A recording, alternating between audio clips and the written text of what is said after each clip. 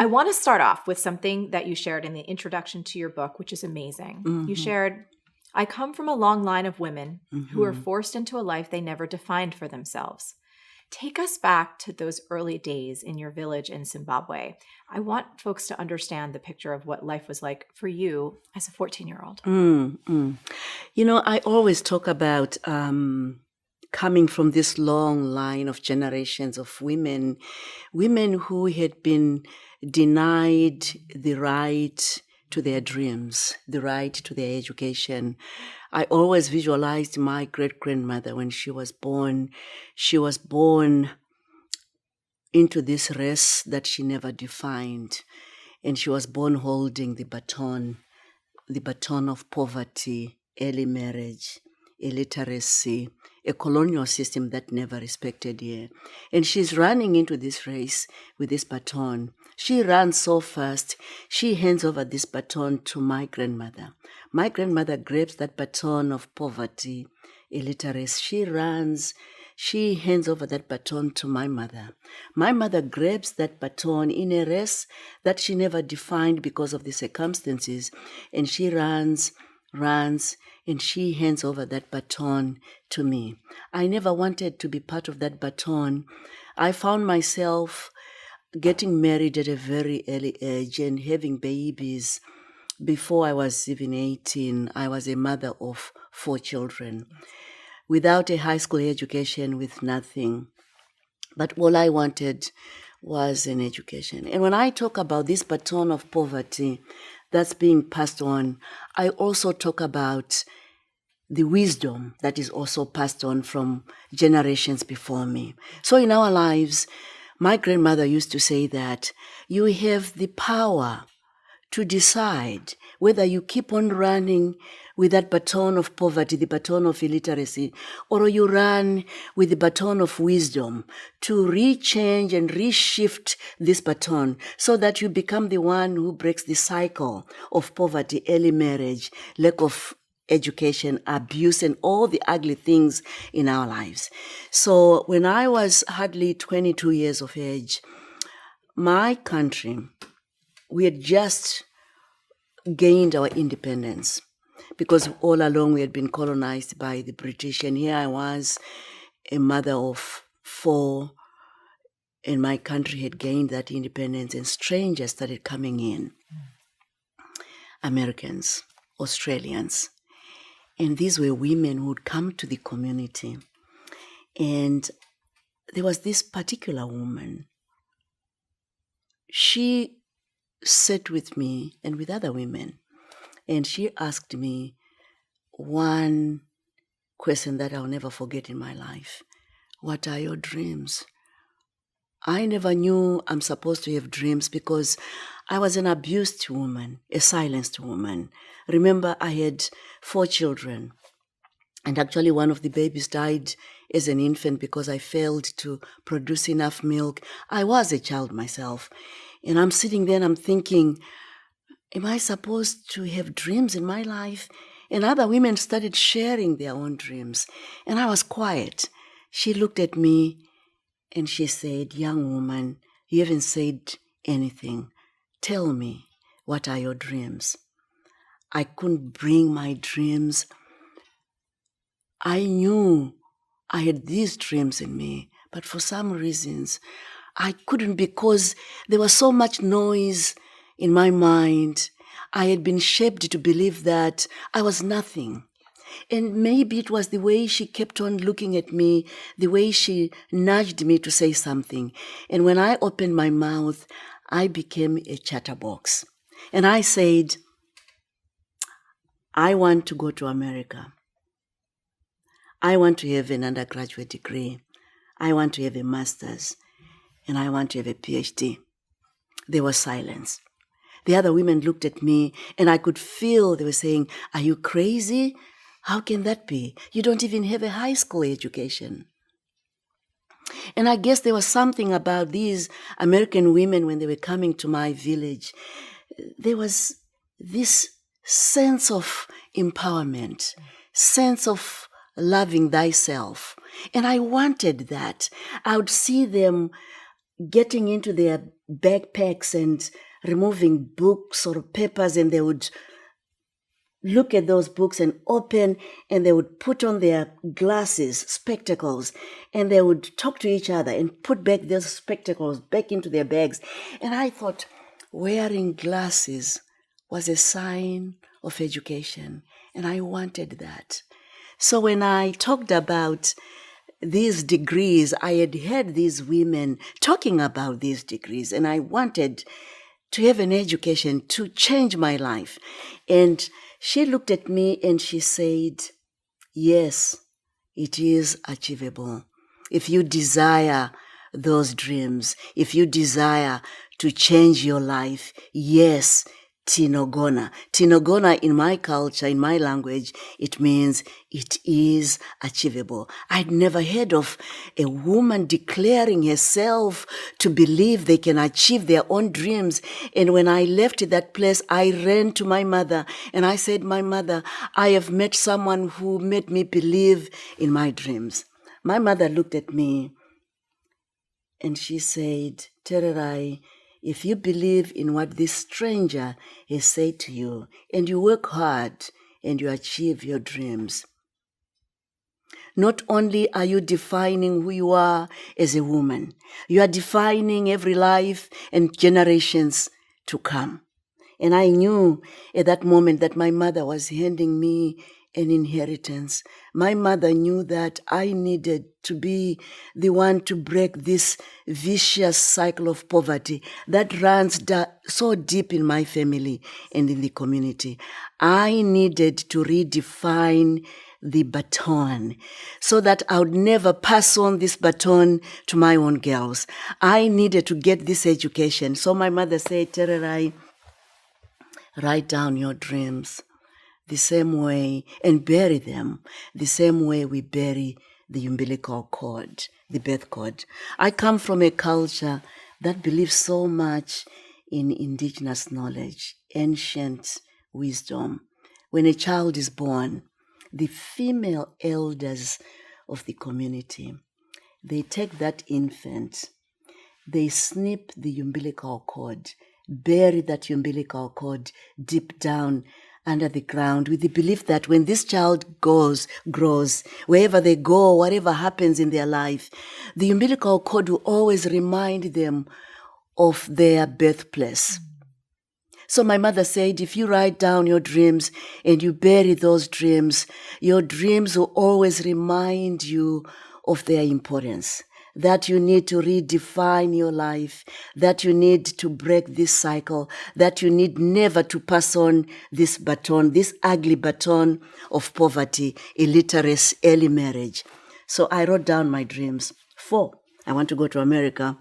I want to have an undergraduate. I want to have a master's and a PhD. And I was ready to bury those dreams deep down under the ground when my mother said something so profound, which really has changed my life. She said, Tererai, I see you only have 4 dreams, personal dreams. But I want you to remember this. Your dreams in life will have greater meaning when they are tied to the betterment of your community. And I looked at my mother and I'm thinking, what does that even mean? My mother repeated, your dreams in this life will have greater meaning when they are tied to the betterment of your community. I would end up writing down my 5th dream, number 5. When I come back, I want to improve the lives of women and girls in my community so they don't have to go through what I had gone through in my life. I want to come back, create employment platforms for women. I want to come back, build schools so that girls, they won't be marginalized. And I buried my dreams. And it would take me 8 years. And I call those 8 freaking years. Yes, Mama. To gain my high school diploma because I was going through correspondence. I was an adult. I couldn't fit into a classroom, so I would do correspondence. And my mother was very poor. I didn't get enough money to pay for my tuitions. I needed 5 subjects, classes: English, math, biology, history, and Bible knowledge or something. And we were still under the British system of education.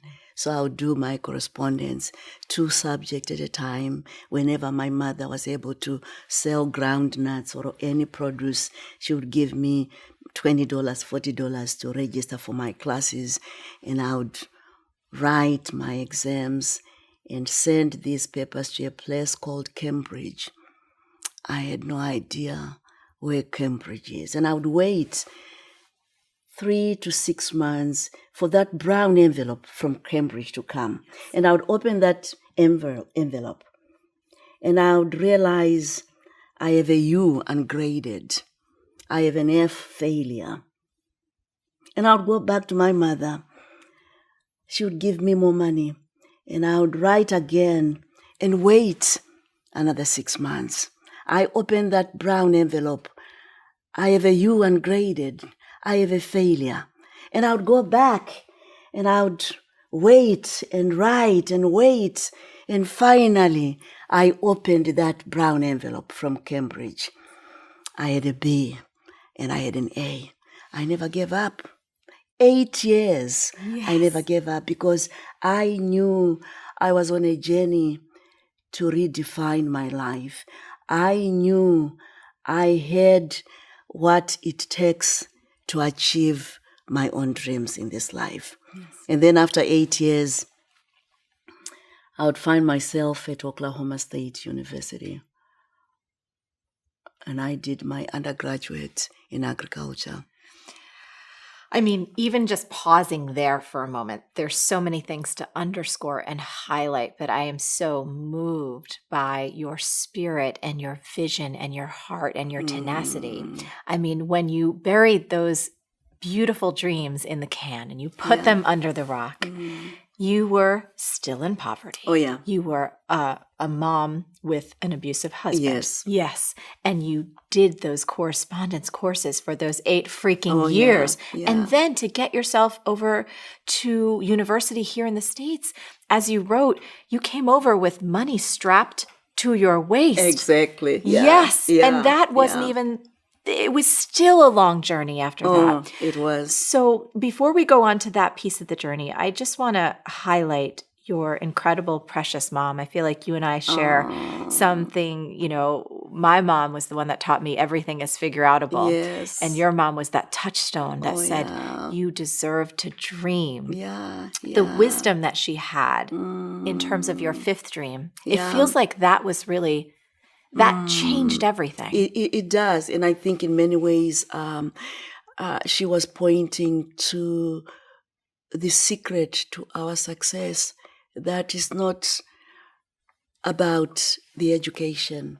It's not about the personal goals. Yes. Neither is it about the personal financial goals, but it is about how our education and how our personal goals are connected to the greater good. Yes. That's what makes humanity. That's what makes who we are as a people. Yes. And so my grandmother would always say to me, and my mother, you have the power within.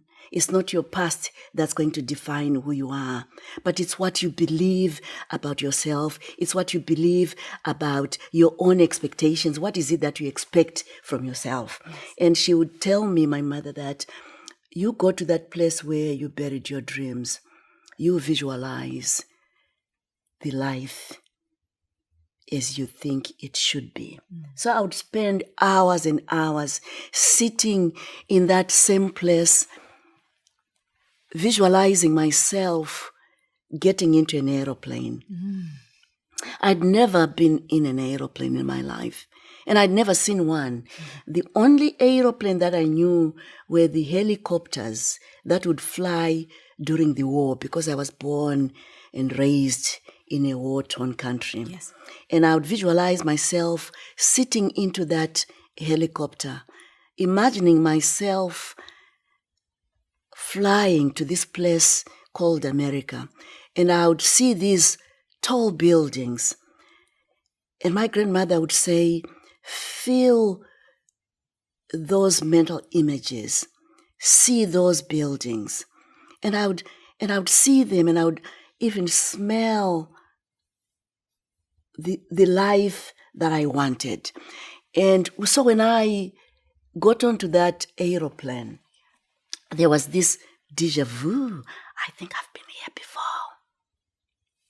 Even when I arrived on campus, I felt I've been in this place before, because I had spent so much of my time wanting to change my life, and so much of my time visualizing this life that I wanted, visualizing this life that I was not going to pass on this baton to my girls, and I wanted to change it all.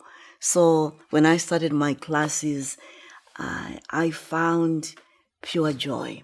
I was always the oldest student in any class that I've taken, and sometimes older than the professor herself or Yes. himself. Yes. But I never cared, because I knew I had the power Yes. to change my life. Yes. And your life when you got here was still wrought with so much challenge.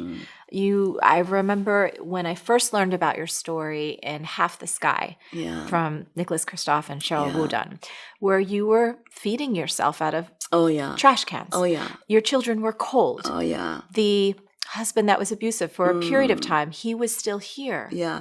Because Zimbabwe, where I was coming from, the weather is different. Yes. And there's always this community cohesion. You can have your kids, you can leave your kids with your neighbors and what have you. Yes. And now I'm in a different country. And I didn't have a scholarship. Yes. I would work 3 jobs to feed the children and still taking classes. And I remember when my kids, when they arrived in the US, 3 months down the road, as they were brushing their teeth, I saw their gums were bleeding, and I knew they were missing fruits and vegetables. Back home, you can grow your fruits and vegetables, and they grow because it is the tropics. Yes. I mean, and in America, fruits and vegetables are a little bit expensive. Yes. So I would many times would go to bed hungry. And I went back to the university and I said, I have a dream, but I'm about to give up. I can't see my children suffering. It's one thing for me to have this great dream, but it's another to see my kids suffering. And fortunate enough, the university said, there are local stores here. I hope they don't mind, or you don't mind, if they give you leftover fruits and vegetables. And I said, no, I don't mind. So we went to this local store. The manager looks at me and said, oh, no. In this country, if we give you these leftover fruits and vegetables, and if anything happens to your kids after they have consumed them, you'll end up suing us. Yes. And I said, I have no dime to sue anyone. Please, I need to feed the children. And the store manager says, okay, here's a deal. You make sure that I'm not going to hand over the fruits to you. I'm going to pack them in a cardboard box, and I'm going to place the cardboard box outside the store near the trash can. Make sure that at 4:00 every day, you come and pick that box. If you are late, we are going to throw the box into the trash can. 99% I was late to that cardboard box because I had to work 3 jobs, take care of 5 kids, and I would find the box straight dumped into the trash can. Some of the fruits have already spilled over, and I would collect everything, wash, and go and feed my children and ask myself, who am I to even complain that I live in a trailer house in Oklahoma? It's a dilapidated trailer house. There is no air condition. Everything is just falling apart. Who am I to complain when I know there are thousands of women and individuals that I see every day on the streets in Western countries? Who am I to complain?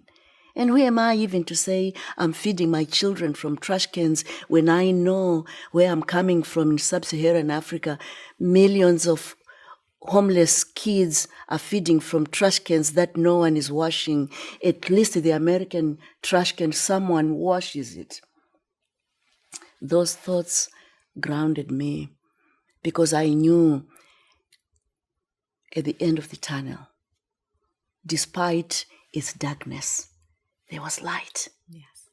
And I knew I had the solutions in me. So I graduated my master's in plant pathology and told myself I wasn't going for my PhD. I needed to work. It was too much. I needed to work. I needed to give a better life for my children. And I applied for a job, got accepted at some place in Arkansas, Little Rock.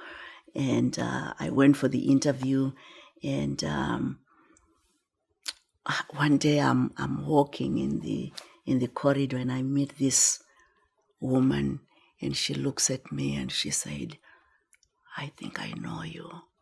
And I am thinking, I've met many Americans and many white women.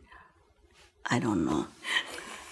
She said, "I really think I know you." Yes. And I am thinking, gosh, who is this woman?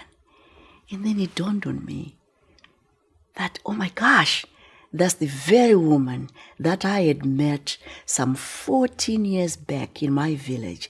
The one who had inspired me to believe in my dreams. The one who had never seen the povertyness in me, the smallness in me, my giant, my champion, the one who said, "Yes, Tinogona, you can achieve your dreams if you believe in your dreams." And that was Jolak. Yes. And now she is the CEO and president of Heifer International, this organization that had just employed me. And I am thinking, the universe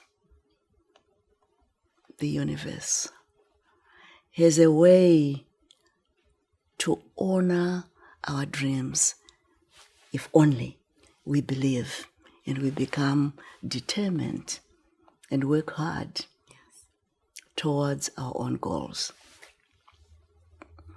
And so my first trip home, I went to that place where I had buried my dreams, dug them up, and I could see that list and check going to America, check undergraduate, check master's. And I could see 2 dreams still looking at me and saying, "So what?" And I said, "I have the solution for you." And I reburied those dreams and came back to the United States of America and enrolled myself at Western Michigan University for my PhD. And I remember the day that I graduated and I was walking that podium to receive my PhD, that paper that now says you are a PhD holder, you are now Dr. Trent. And I realized it had taken me 20 years from the day that I buried my dreams to the day that I was now going to receive my PhD. And as I was walking that podium to receive that paper, I really felt like a lawyer who had rested her case to the world. To say, if we believe in our dreams, yes, we can achieve. But also to say, if we believe in the dreams of others and create platforms for their opportunities, yes, they can achieve their dreams. Because as I reflect back, it wasn't because of my intelligence, but it was more because of the opportunities that I had been given in life. And I think that drives everything that I do today, to realize that I stand on the shoulders of others. I stand on the shoulders of giants, of champions. And I have a moral obligation, a sacred obligation to allow young women, to allow girls, to allow individuals to stand on my shoulders. Because if it wasn't for the shoulders of others, I wouldn't even be sitting here with Marie Forleo.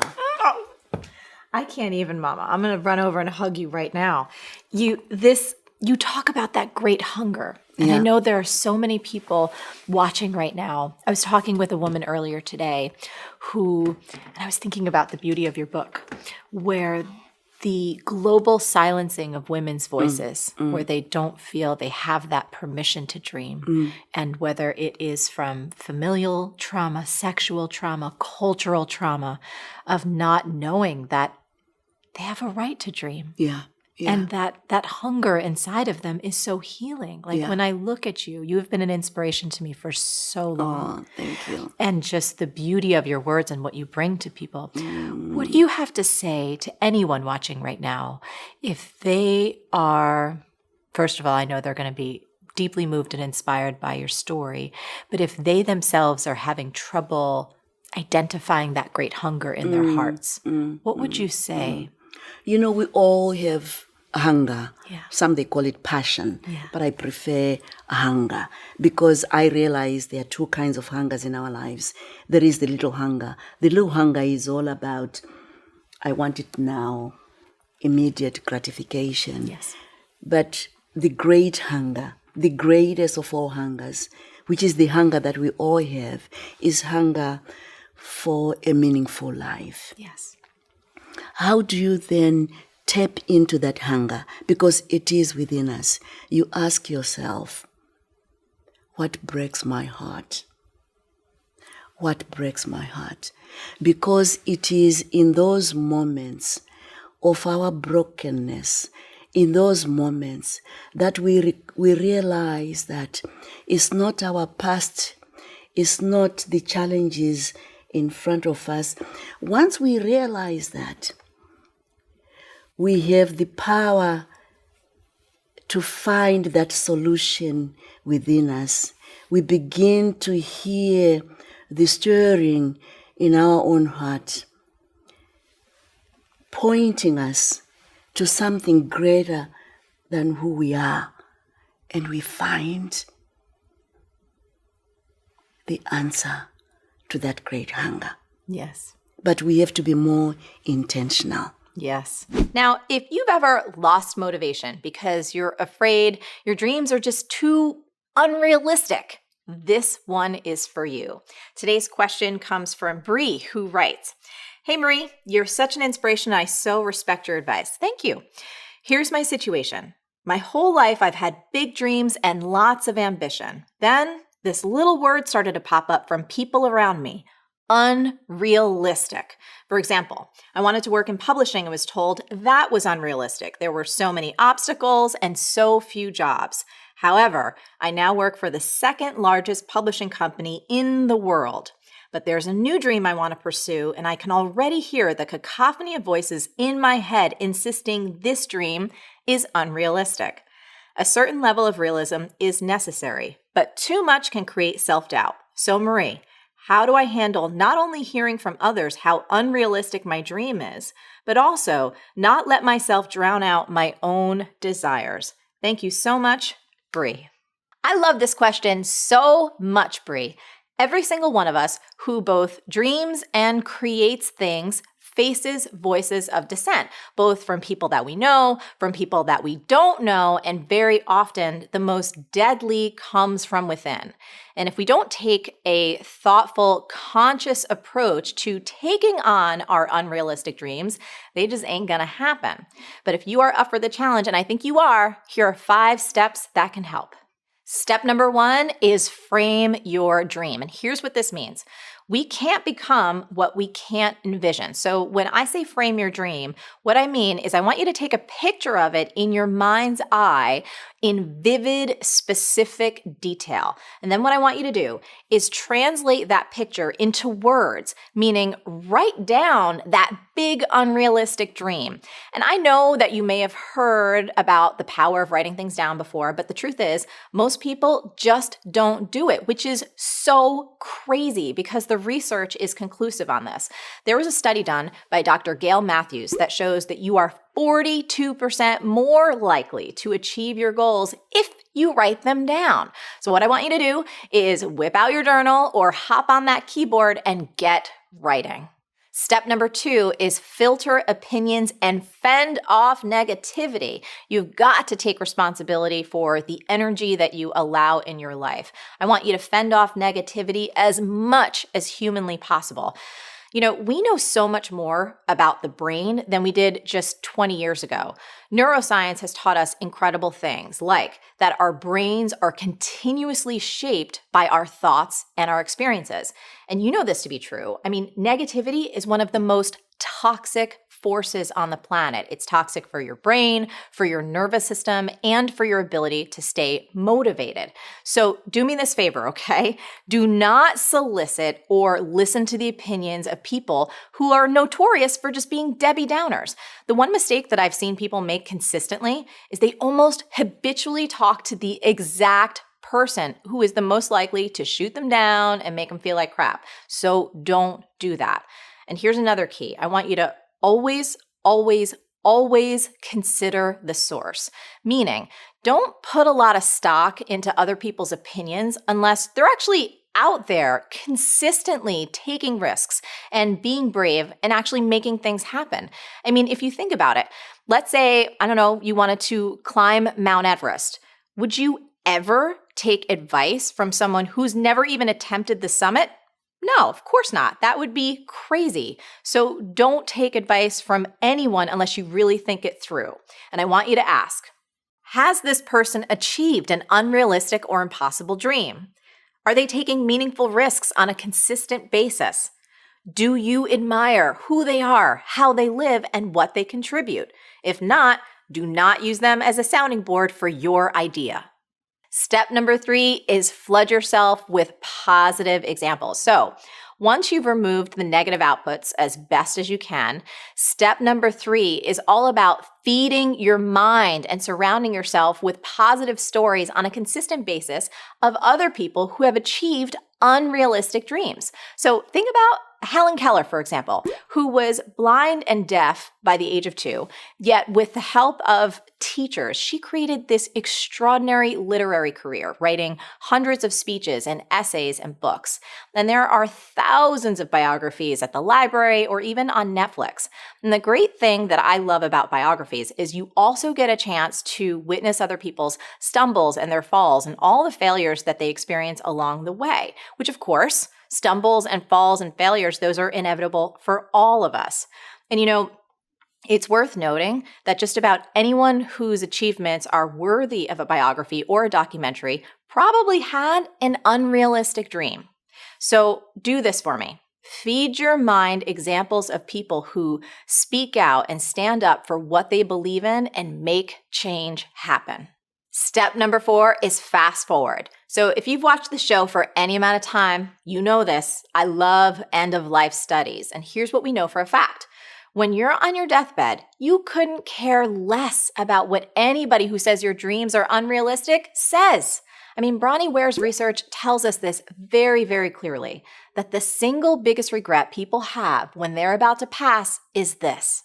I wish I had the courage to live a life true to myself, not the life others expected of me. So Bree, my friend, stop worrying about what other people might think or say about how unrealistic your dream is.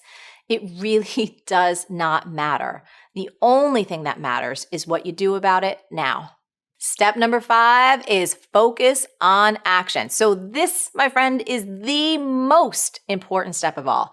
Action is the antidote to fear, and you don't have to take perfect action. You just need to take any action. Brick by brick, inch by inch, step by step. That is how all great things are achieved.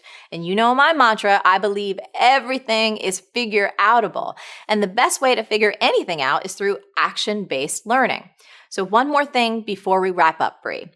Unrealistic dreams are totally where it's at. That's where all the growth and the excitement in life comes from. After all, what other kind of dreams are there? Dreams like this?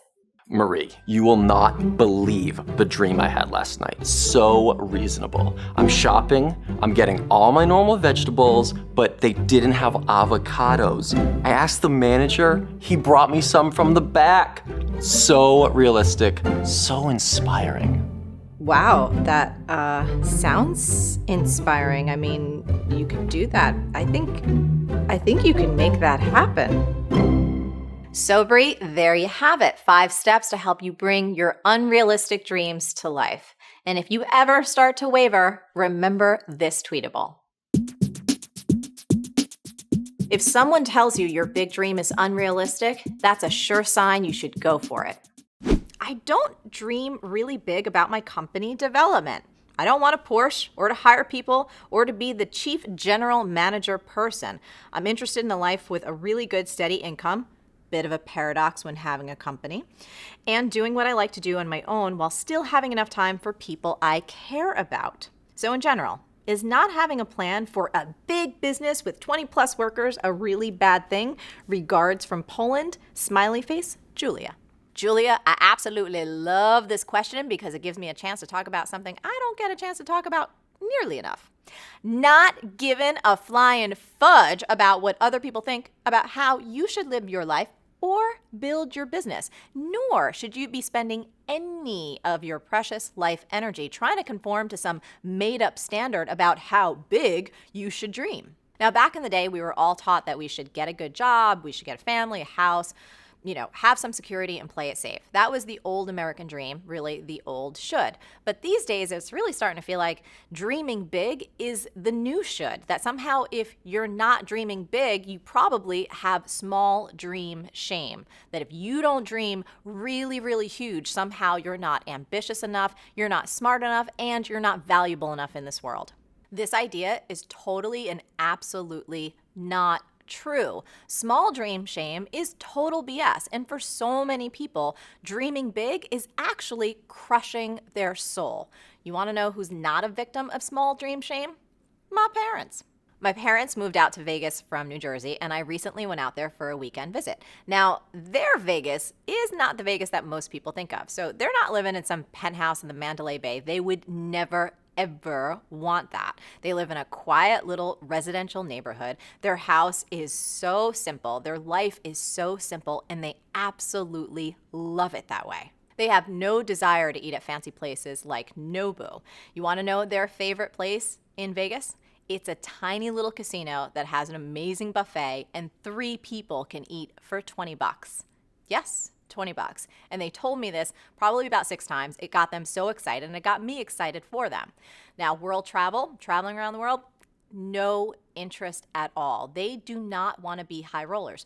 They don't even gamble. You want to hear this one? They got themselves their own slot machine and they filled it up with their own change so they can win what they already have. Now, some people may say, oh, that sounds crazy. I think it sounds amazing. They are so happy. They're not living small, they're living large, and it's so inspiring to me. I'm also inspired by this, even if it sounds a little morbid. In the top 5 regrets of the dying, author Bronnie Ware discovered this. The number 1 regret of the dying is wishing they had the courage to live the life they wanted to live, not the one others had expected of them.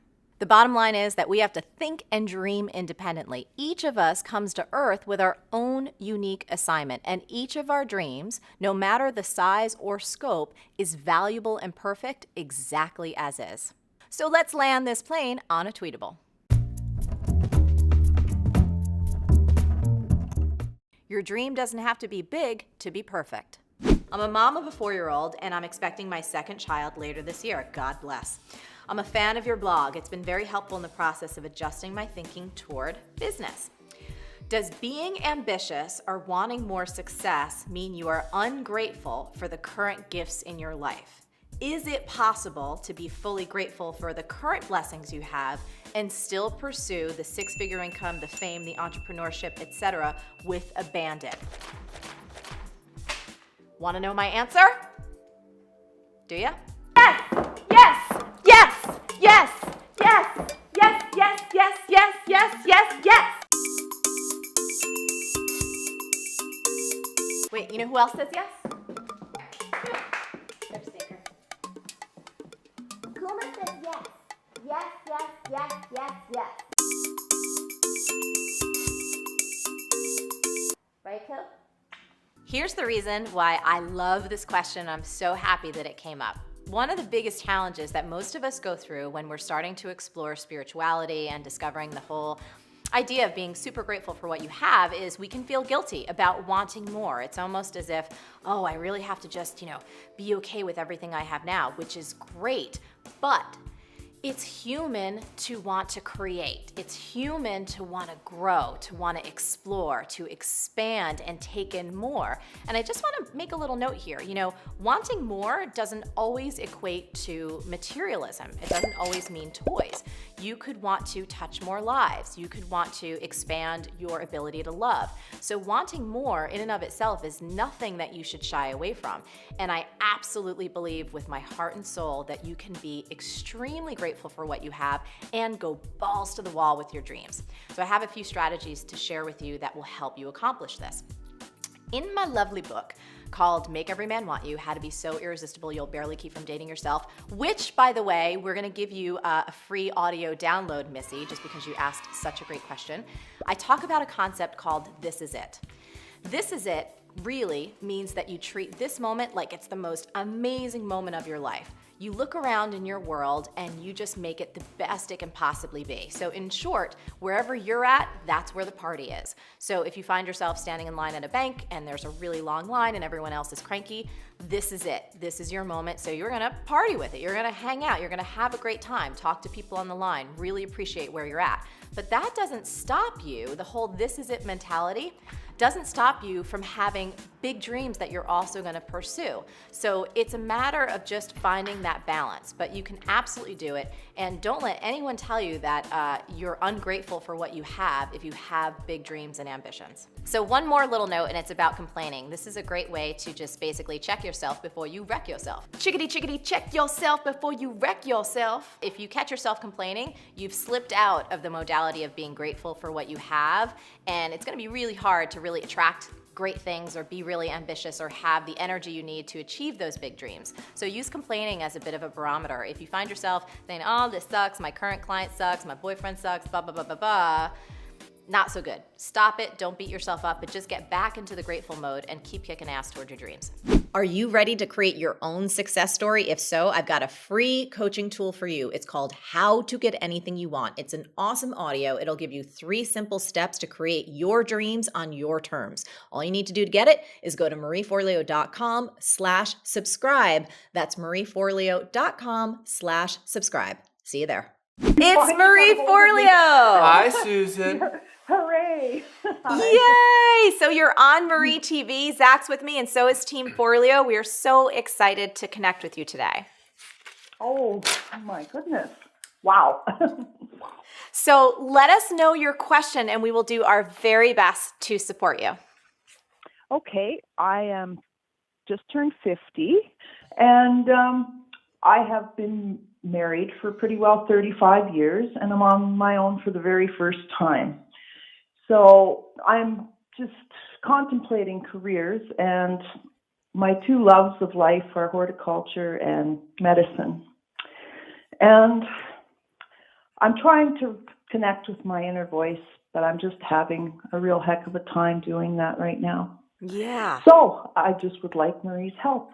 Absolutely. Well, first of all, we are so excited. I'm so excited about this particular question because I think for many of us, especially when you were living life and you had this particular chapter and it was long and you were kind of doing things in certain patterns and then all of a sudden things are fresh and new, it can feel difficult to hear that inner voice. So I'm so thrilled that you're asking this question because you're giving voice to something that I know many, many women and men can struggle with. So a couple things. I want to let you know that all of us can doubt our age at any time. So it's not just about you turning 50, which, by the way, congratulations.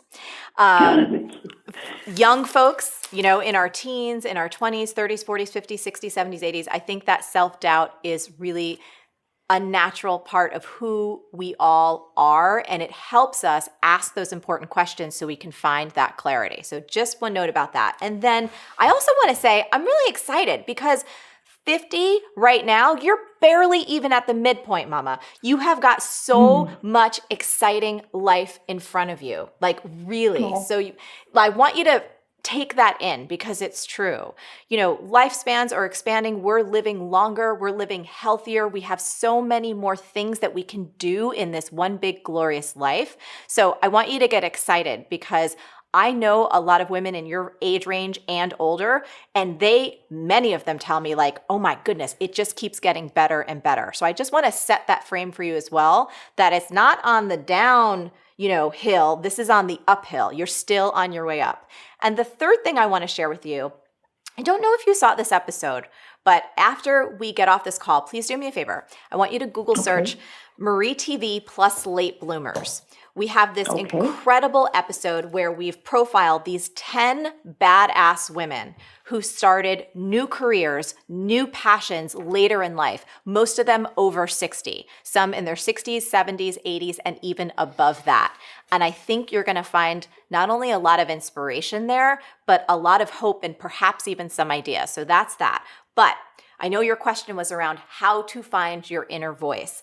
And I want to give you a couple of exercises that I think will help.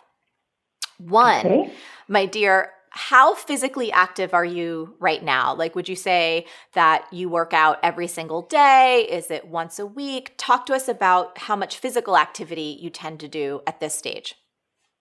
Well, that's something I'm working on right now because in the past 4 years, I've had my struggles with my health, and I'm at that point too where I'm regaining it and trying to get physical, but it's just one of those things that just making that first step is so difficult. Yes. And even though I know what importance it holds in all aspects, even in my mental health, it's still getting there. Yeah. So I'm going to invite you to put that as a higher priority. And I particularly love dance. I feel like when I dance, and it can be any music that you love, it doesn't have to be a specific style of dance. You don't have to follow choreography. You can just move your body.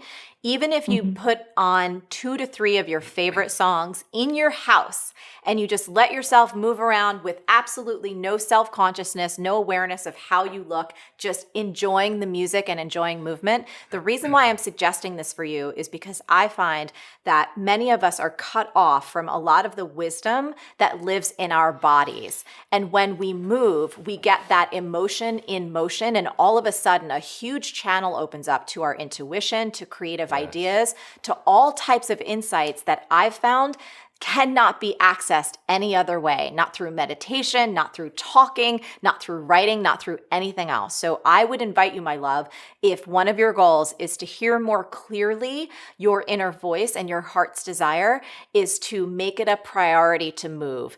That could even mean walking outside in nature. If you like working out at home, it could be just following free videos on YouTube. There's also wonderful apps. There's so many different possibilities. But for me, movement is a must. It is a must to hear that calling in your heart, to be able to feel what this next chapter is going to be for you, and then also to have the energy and the excitement to move towards it. So that's piece number 1. Okay. The second piece, and it's cool too, because you're just using this incredible asset that you already have, which is this vessel called your body. The second little exercise I want you to try is with a journal and with writing, because I find that that's another vehicle to hear what your soul is calling for. And the sentence stem I'm going to give you is something that we also did a Marie TV about, and it's something that we use in our company and that I use when I set my own goals and when I want to reach higher. The sentence stem is this: wouldn't it be cool if? So for you, Susan, wouldn't it be cool if I got to spend some time studying medicine, even if it was 5 hours a week? Wouldn't it be cool if I got to visit X, Y, and Z? And again, you can just keep finishing that sentence in your journal on a piece of paper, and anything that pops up into your mind or heart, even if it sounds outrageous, even if it sounds ridiculous, even if it sounds like something you have no idea how you would make that come to life, please write it down. For so many of us, especially women, our voices, both exterior voices and our inner voices, have been silenced for so long. So it takes some unearthing to be able to hear it. And one of the best ways to do that is to just let yourself go nuts on that page, to let yourself dream wildly, to explore all different kinds of possibilities, and then to start to feel from the inside out which ones give you goosebumps, which ones go, oh, I'm surprised that came out. And you know what? I might want to play there. I might want to go take that class or make that phone call or look up something on the internet and see how I can bring that dream to life. So between movement and writing and watching that awesome Marie TV episode about late bloomers, I think that you are going to give yourself a real concrete next step to getting back in touch with that inner voice that's already in there that is longing to be heard. I keep having arguments with it is what it is. Oh, I like it. Yeah. Well, you know what those arguments are? Social conditioning. Okay.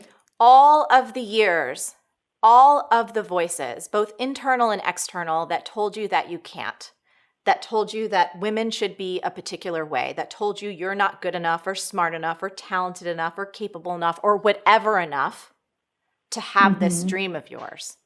And so I lived it. Yes, Yeah. That's right. So, my darling, this is your opportunity to get back in touch with the real you that has always been there and to break through every internal and external voice that has said no. This is your chance to say yes to you. This is what this next chapter of your life can be. And you have all the tools you need right now to bring it to life. Yeah. You are just reaffirming everything that I've been doing for the last couple of weeks. Actually, it's just too ironic. Synchronicity, I think. Yes. I've been actually journaling for the last 2 weeks, something that's I've awesome. never done in my life. So, yeah, that's something new for me, and it's really bringing me some insight as well. And also, I started walking, and I've lost 20 pounds so far. Come on, Mama. You're getting some confetti throws and you're getting some claps from all the team. I'll add one more piece onto this.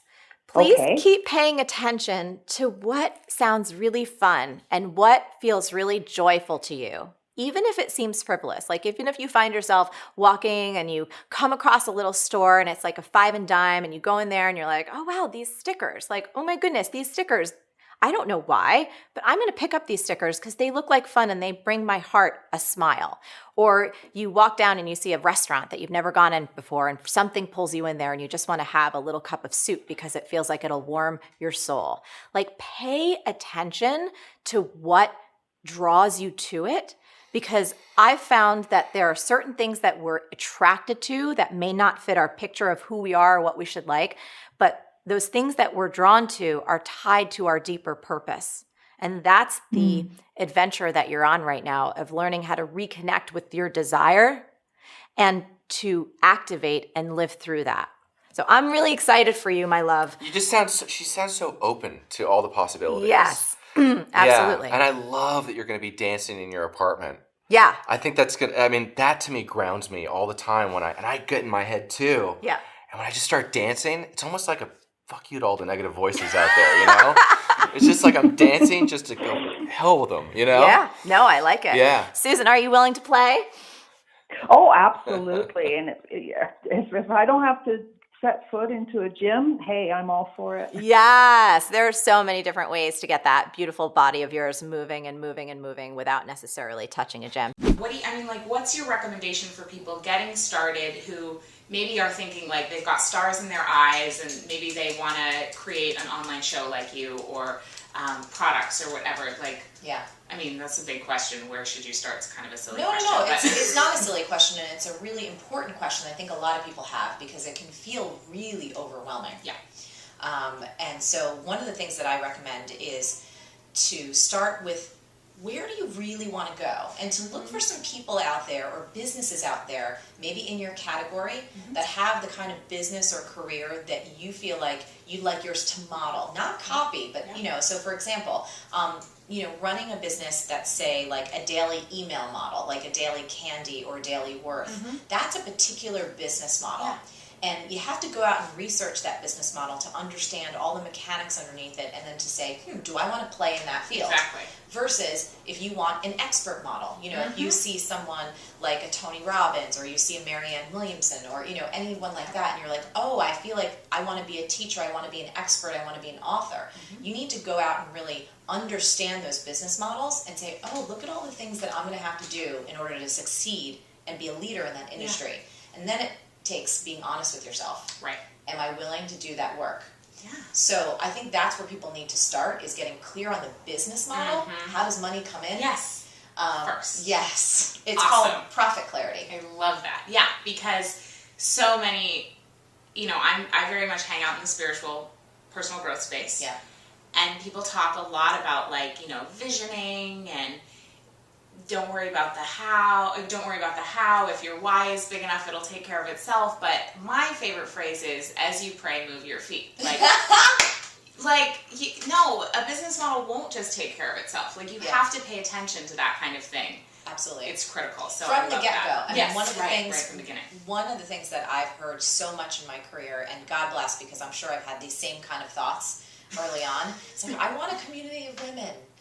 And I'm like, great, what's the business model? Right. And I hear crickets. Right. You can go to yoga class for a community of women. Totally. And they're like, well, I'm just going to have this membership site. That's the other thing. It's like, I'm going to have and I hear membership sites, people pay a couple bucks a month and I'll get 1,000 people in there. I'm like, well, how are you going to build that following first? There's all these other things that just need to happen. Exactly. So. Yeah. So practical. Here's the sitch. I'm in my mid-30s. God help me, how did that happen? And took a huge risk in my mid-20s to pursue what I always wanted, to live in Europe and turn my scientific career into one focused on mainstream media. And then what was wonderful became a nightmare, which included the death of my boss, and my work environment became extremely toxic. I left, encouraged by all to take a position back in North America for a prestigious government agency. Looking back, I realized I never wanted this new job, but now I'm here and hating it. I should have listened to my heart and volunteered for Habitat for Humanity in Malaysia instead. I would have had no money, but have been so happy. If I leave now, the people who hired me have a lot of clout and could make sure I never work in this field again.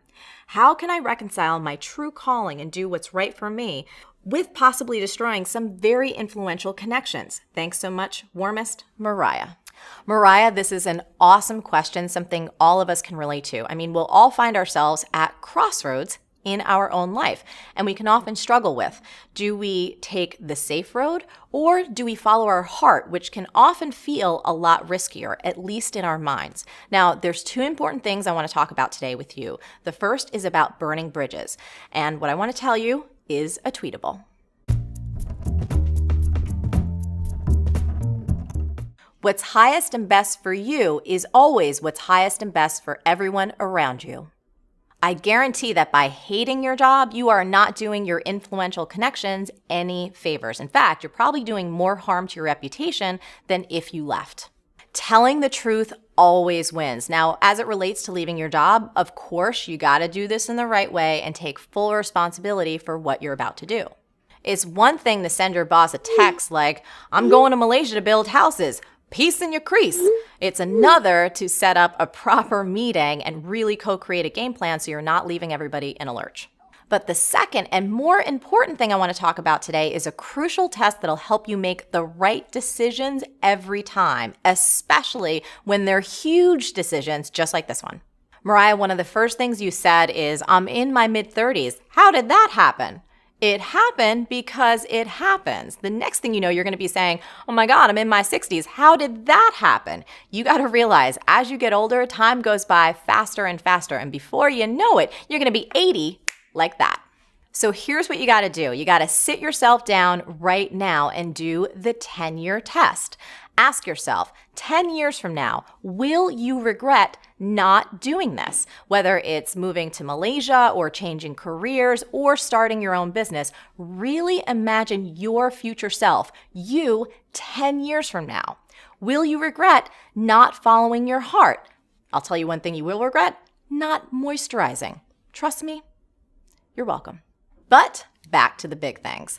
I did the 10-year test when I was 25 and trying to figure out if I should pursue dance as a profession. Now, you got to realize I was broke. I had hardly any dance training. And sadly, 25 is over the hill in the dance world. So I sat myself down and I said, Marie, when you're 35, will you regret not having gone for this whole hip hop thing? And in a nanosecond, my answer was, hell yes, I'll regret it.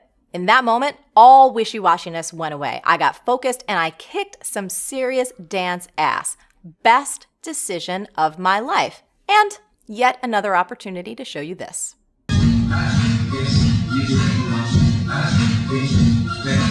But seriously, for the love of all things holy, trust me when I say life is short and it's getting shorter by the minute. You must do the thing you're dreaming of and you must do it now. I believe we all have a direct line to the divine and the call comes through our heart. I'm sorry, I thought I put that thing on vibrate. Oh, voicemail. Hey, you guys, can we hear that? Mariah, you should follow your heart and ditch that poopy job. Know this, coming from someone who takes a lot of risks, what you can produce in 10 years will absolutely astound you, but you have to start now. And the other thing is, I have never, ever, ever met anyone who's regretted following their heart. Chapter 14 talks about the right and wrong way to manifest. And I thought this was really awesome because, again, for folks like you and I, who tend to then attract folks like you and I, meaning very hard workers, people who put their nose to the grindstone, we get it done, no matter what, right? Even if you don't like the word manifesting, just this notion of having more ease in your life, of bringing things into your life that you don't necessarily pound your face against the ground for every single day until your eyeballs fall out. So talk to me about a little bit of the wrong way and the right way to manifest for those who may want a little more ease. Yeah, great question. So let me draw a distinction between the importance of dreaming and the power of manifesting. So dreaming in terms of not what you're doing at night, but dreaming and giving yourself permission to desire things, to have incredible, magical things occur in your life. Giving yourself permission to let your mind, body, and spirit wander into the future and to imagine a life that really lights you up. That's so important because those dreams are deeply connected to your soul. Like you won't dream about something that's not meant for you. I'm not dreaming right now about a penthouse apartment in New York City. I don't want to live there right now. So that's not going to come to me. But, you know, when you allow yourself and your mind and spirit to wander forward and just allow yourself and give yourself permission to imagine, what's amazing is you plant a beacon out into the future. And that beacon, whether it's a beach house or it's a loving relationship or it's healing past trauma or it's launching your dream business or it's just waking up and being happier and healthier and surrounded by all these amazing people, whatever that dream is, you got to allow yourself to dream it because it acts as a mechanism that starts to pull you toward it and it will pull you through your fear. It will create tension in your life because it's going to make you start to wake up and pay attention to it. That's where a vision board comes in. And a vision board, yeah, most of us make a vision board and we put up the beach house or the Range Rover or the amazing log cabin or the trip to Disney World or the dream business that we want, whatever it is the things are that we want, the loving relationship. But then this is where we make the biggest mistake. because manifesting isn't the dream. Manifesting is the bridge between where you are and where you want to go. Manifesting is the bricks that form the pathway that connect you there.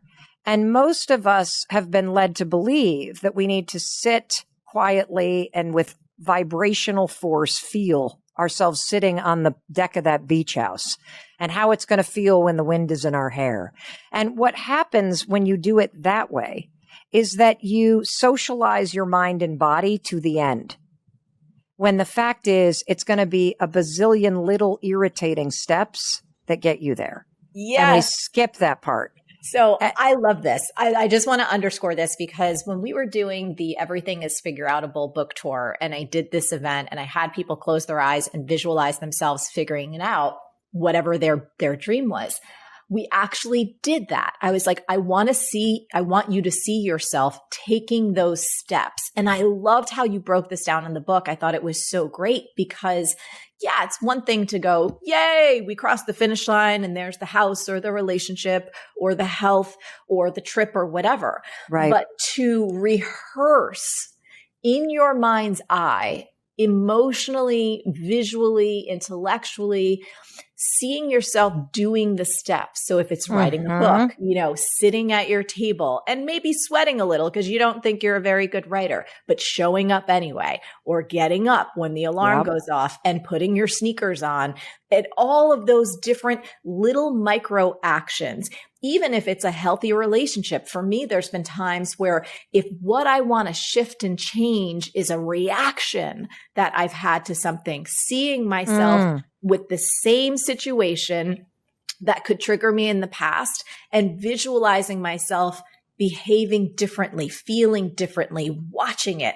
Those are the steps that help me create that shift where it actually happens. So I just wanted to praise you, acknowledge you, and underscore how awesome this is because your mind is so powerful. Our brains are so incredibly miraculous, but we're not given the instruction kits on how to use them. Yes, exactly. So, you want to launch a business, visualize yourself telling your friends you can't come out tonight because you're going to work on something. Visualize yourself hitting that post and then feeling the fear that people are going to judge you when you start posting about something different than your kids or your dream vacations and you start posting about your business.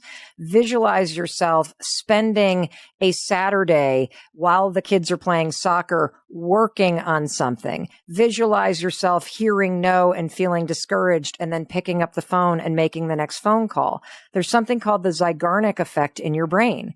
It's like a little to-do list, a checklist that your brain keeps intact in your mind. And your brain, once you start to socialize your mind, body, and spirit to all these little irritating steps, like you want to run a marathon, don't visualize a finish. Visualize yourself at mile 11 on a training run, and it starts to rain and your earbud batteries die. And you keep going. Yes. When you do that, what you're doing is you're smoothing out your resistance to all this work that it's going to require to make this stuff happen. Because you are capable. You can figure it out. And you can use simple tools backed by science to lower the resistance in your body and mind to actually doing the things that you've never done before. When I read this chapter in the audiobook, I was literally almost as I read it. And I said to my team afterwards, we need to re-record that. They were like, are you kidding me? So let's see if I can get through this. Dreams don't disappear.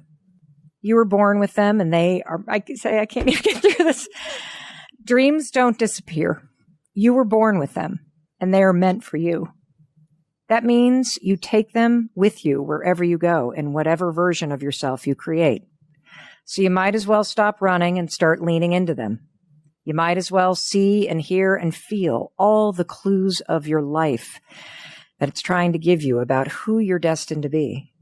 We are called in different ways to be the best and highest versions of ourselves. We want a high-five marriage. We want to be high-five parents. We want high-five friendships and a high-five career. Wherever there is a dream in your life, trust that you can high-five your way to it. And know that I'm still right here beside you, and so is Marie. raising our hand in celebration with you. High five, my friend. We see you. We believe in you. Now it's your turn to believe in yourself and go make your dreams come true.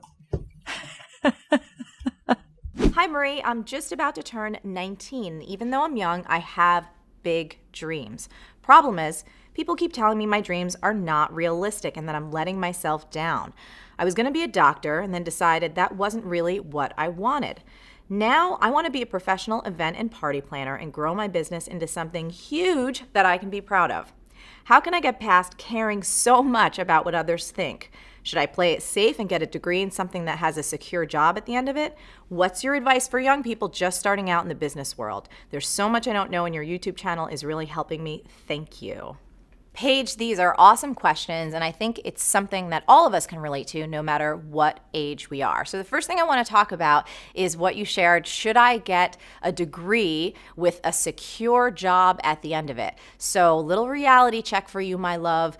Those days are over. There's really no such thing as a secure job anymore. I think if you take a look around at what's happening in the world, you go into any Starbucks and you'll see some lawyers and some stockbrokers networking out of there who would totally back me up on this. Paige, I know you said you want to start your own business, and that's awesome. But for everyone else, even if you don't want to start your own business, hear me on this. Entrepreneurship is a mindset that everyone on the planet needs. If you want to thrive now and in the future, the only people that are going to really make it in this world are people that'll take initiative, that'll take action, and that think and behave like entrepreneurs. And one of the first and most important things about that is getting real comfortable with not giving a flying fudge what other people think about you. Let me take you back in my own life. I was only a few years older than you when I decided that I wanted to be a life coach. Now, you got to get this. This was back when no one even heard of a life coach. Those words, life coach, made as much sense to people as dream farmer or potato doctor. And exhale. You still getting baked? Just turn your head and cough for me. Plus, I was 23 years old. I mean, who in their right mind would hire a 23-year-old life coach? Even I was rolling my eyes at myself. The point is, don't let anyone's bullshit opinions or judgments about what you can't do, especially your own, stop you from following your dreams. You will never do anything great in your life if you've got this song stuck in your head. Judging eyes, they're judging you. They judge your every move. Hey, judging eyes, they're judging you. Judging eyes, they're judging you, judging you, judging you, judging you. Paige, you say you want to plan parties and events, so get to it, woman. Don't wait for people to give you permission or until you have some degree. Just find somebody who needs a party plan and plan the confetti out of it. And then you do another, and then another, and then another, and then all of a sudden, Mazel tov, you are a party planner. Now, in terms of education, I am 100% for education. In fact, I always advocate for people to be lifelong learners. But don't limit your education to only what you can learn in the classroom. You should consider getting a job or two with more established event planners so you can really learn about the industry from the inside out. And then there's one more thing, and this is my final and perhaps more important piece of advice.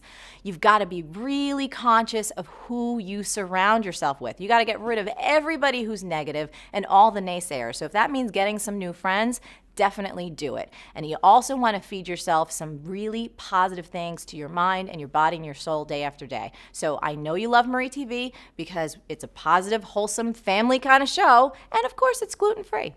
So remember, keep surrounding yourself with positive people. In fact, you should find some people your age and get inspired by them. Everybody knows I'm a huge fan of Malala Yousafzai, who is your age, Paige. And there's also another incredibly inspiring young woman. Her name is Tavi Gevinson. You can find entrepreneur groups in your area. You can find them online. The bottom line here is that with the right support and the right attitude and a ton of action, you can create anything you desire.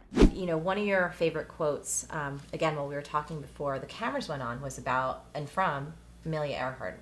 you want to tell us that story? Yeah, so there's the movie Amelia about Amelia Earhart, and at the end of the quote, like she's flying off into her death, and this like beautiful sunset or sunrise, and this was right around the time this was the quote that inspired me to have the conversation with my mom.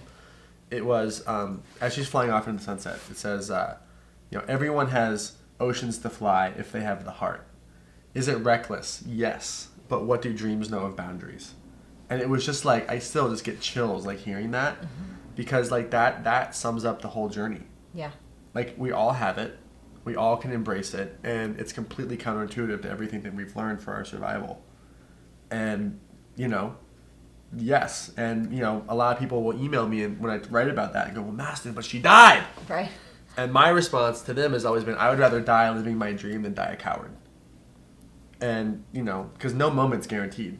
But for me, if living my dream and wanting to, as Steve Jobs said, like, make a dent in the universe, like it requires you to face your death, metaphorically and literally. Absolutely. And so I think that's the number one thing that holds people back is this, like, if you can transcend your fear of death, you can accomplish a lot.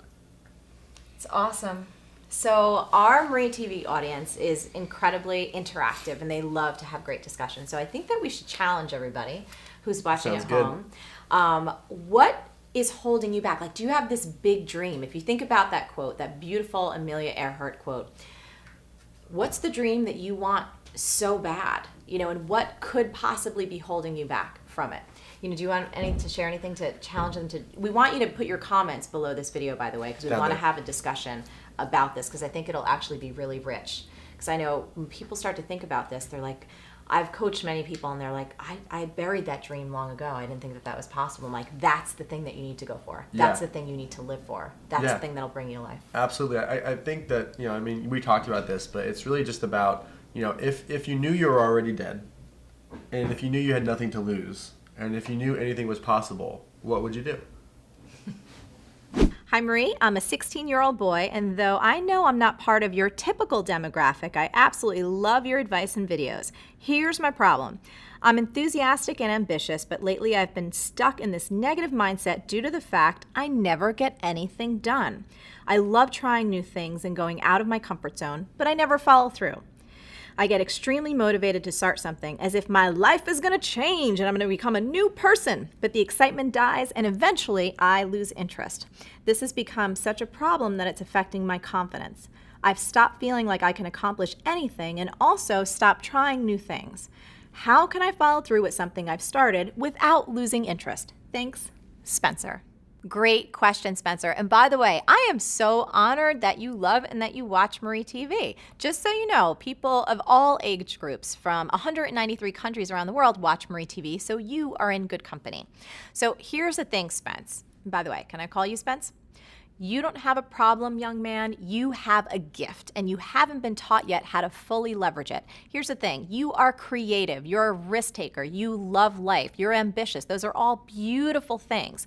I suspect you may be a little bit like me, someone who's multi-passionate. So you get very excited about life, and at times you can feel a little ADD. Now, here's the thing. The world's greatest artists and thinkers and entrepreneurs also share this gift, so I want you to be grateful that you have it.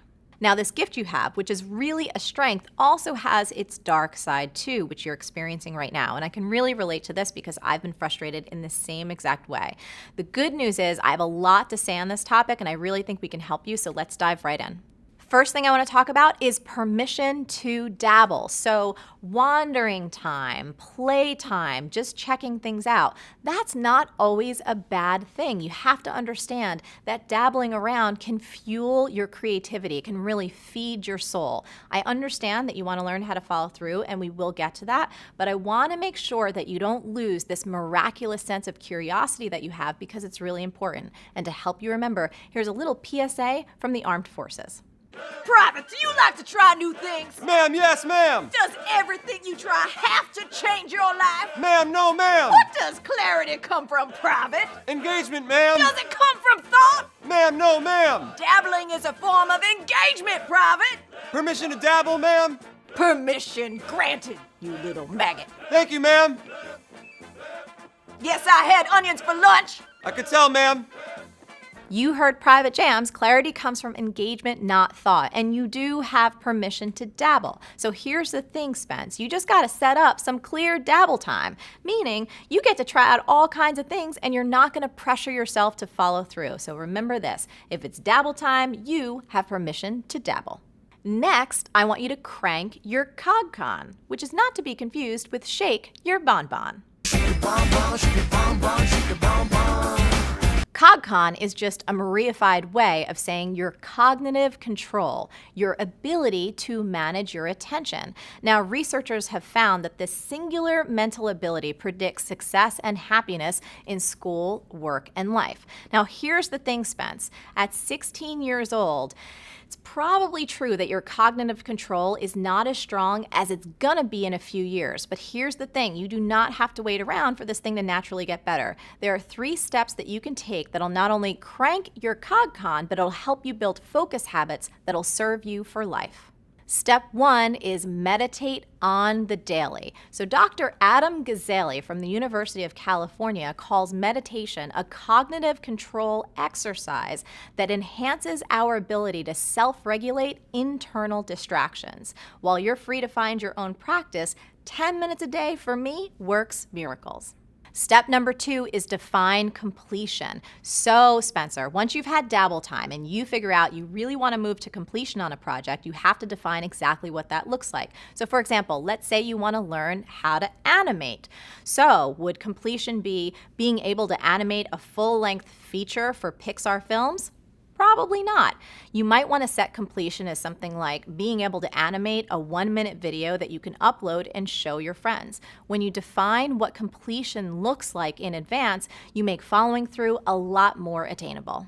Step number 3, you want to practice wearing blinders. So they often put blinders on racehorses to help them stay focused and not get distracted. And we human beings can do the same thing for ourselves. You have to train yourself to have a one-track mind. And it's easier said than done. But here's the thing, if you find yourself getting distracted and wanting to jump over to another project, I want you to let this question be your guide and your blinders. Is what I'm doing right now moving me towards completion? Finally, a little bonus on follow through. Now, if you haven't seen our other episode all about following through, you should really watch it because it's awesome. Okay, Spence, let's wrap this up with a tweetable. Creative success means balancing your love of starting things with a habit of finishing them. Oh my goodness, that was so fun. Now, if you loved this episode, you're gonna love this next one even more because it goes even deeper. So enough talking, click, watch now, and I'll see you there. Now, I can hear some of y'all saying, yeah, I can dream big all day, but that is not going to make it happen. Now, that's where my other secret weapon, everything is figure outable, comes in.